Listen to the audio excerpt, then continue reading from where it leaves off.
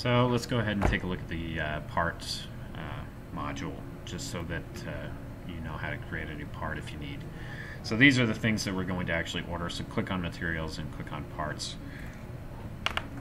Here is a list of all of the different parts that we have. There's 1,793 items as parts, and that includes some of the products, each of the product SKUs, because they need to be a part and then converted into a product later, and we'll go through that later. But anytime you're going to enter in a new part, if you think it's new, make sure that you just double check by searching the description, and search thoroughly so that you're not creating a duplicate part, because this is going to screw with bill of materials and things. So search for it here in the description. You can do an advanced search if you have any other information. Product number, product description, vendor number, vendor name, type. So you have all these different, inventory, service, labor, overhead, non-inventory, internal use, capital equipment, all of these things, and you can search that way. So to create a new part, we can go ahead and click on new, and you're going to want to follow the schema. So we have an account. We have, let's see, I think we have a document that shows all the different accounts here too, so let me pull that up.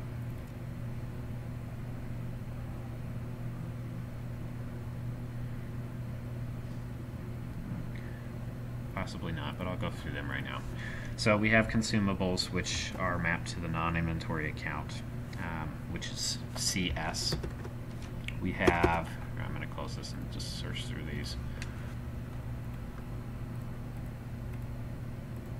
We have our inventory, regular inventory items that we're actually going to count. We have service items, which we just have set up miscellaneous expense. And when you double click the item, you can click on details and account. It will actually tell you where it's mapping. So you have your expense account, which is default, which is a service, and then your cost of goods sold account.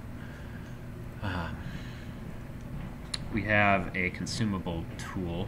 So let's go ahead and click all CTL. A consumable tool maps to the internal use account. So these are things that we actually want to inventory, and they're going to go to the internal use account. I believe it is mapping to the shop supplies and expense in the QuickBooks account. These are capital equipment items. You have your consumables, which are just screws, adhesives, things that we don't want to count.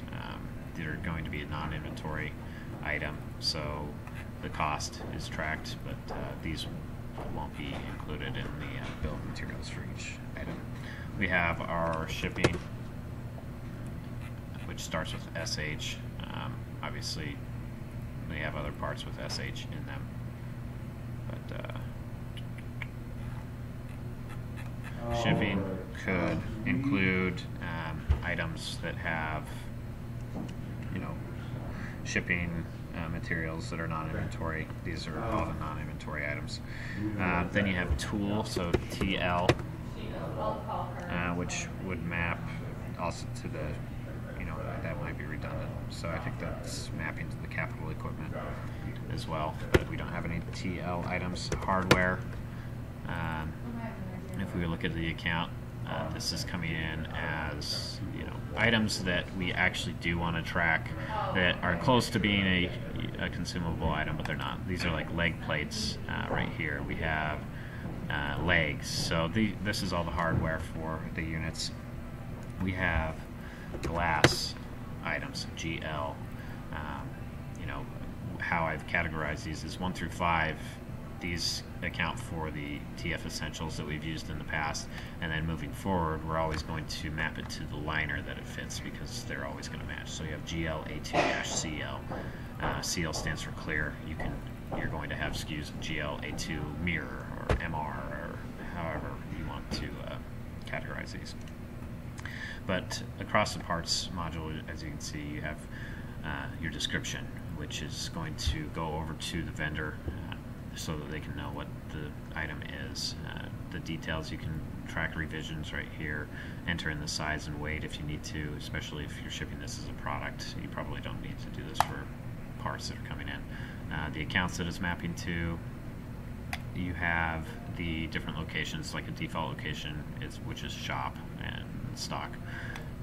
If it's mapped to a bill of materials, it'll show here. But you have your vendor, Rocky Mountain Glass. You can add multiple vendors so that when you purchase it, you can select which vendor to come through, and it will show their last cost. You can add an additional vendor right here. And then the vendor's part number is right here, which is very important, so that when you're ordering the item from them on the purchase order, it will show their part number. That way they won't get confused by using our part number. You can enter in memos here for the parts as well.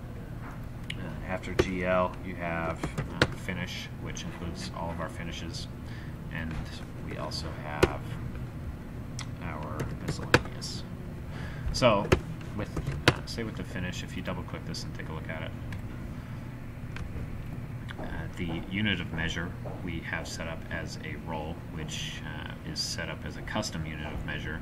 Other items are 8 sheet. That's an 8-foot sheet. So we also have a 10-foot sheet, and it maps down to feet. So this unit of measure is really feet, but we're going to order it as one. We're going to order one 10 sheet of this this finish, but when it breaks down and we're actually keeping track of it, we're going to want to keep track of it by foot.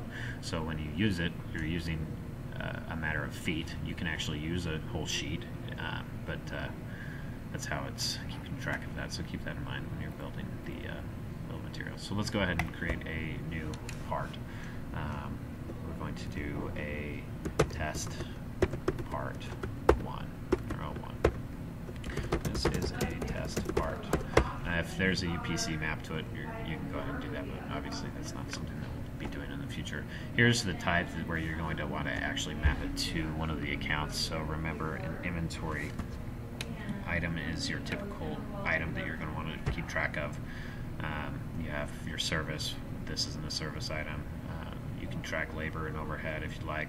Non-inventory is going to be your consumables. Internal use is going to be your consumable tools, which you might lose, but that's something that you're going to want to keep track of. And then your capital equipment, which you're going to want to set up for your saws and your tables and all the different things that you have in the shop. And then you have shipping. So let's keep this as an inventory item. Let's hit next. The custom fields you don't need to worry about right now. That's something that we're not ever going to use. So go ahead and hit next. And this is what you want to track it by. You're always going to want to track it by lot.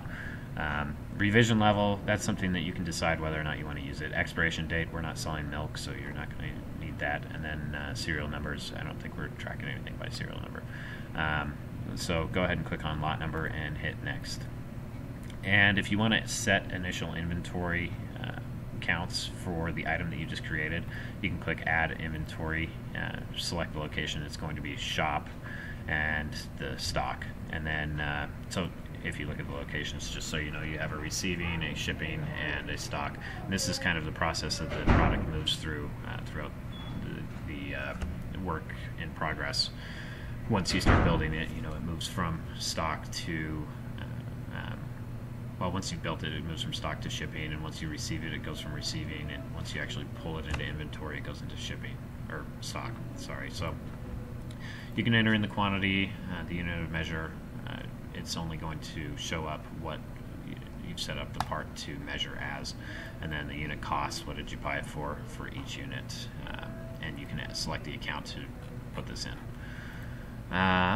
Select the date. We're not going to add initial inventory. Go ahead and hit next. If the part is for sale, which when you create a product, you're going to want to create a part for that product. You'll say that this item is for sale. This is the sale SKU.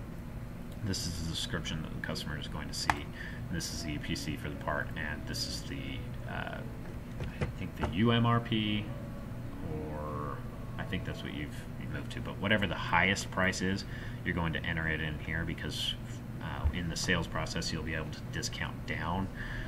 You can always modify the price, but this is going to be the easiest way. So we're going to say this item is not for sale, and then select a default vendor. So let's say that we get this from Bolton Nut Supply.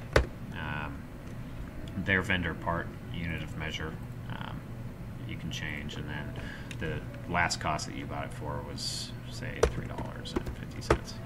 So let's go ahead, and this is their vendor part number. So say their part number is like nut 45 or 455.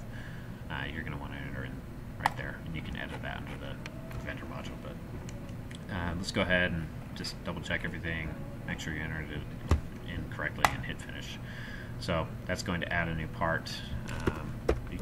Let's go ahead and look for that in the description and search for it. You can pull up this test and change any of the information here after we've entered it in.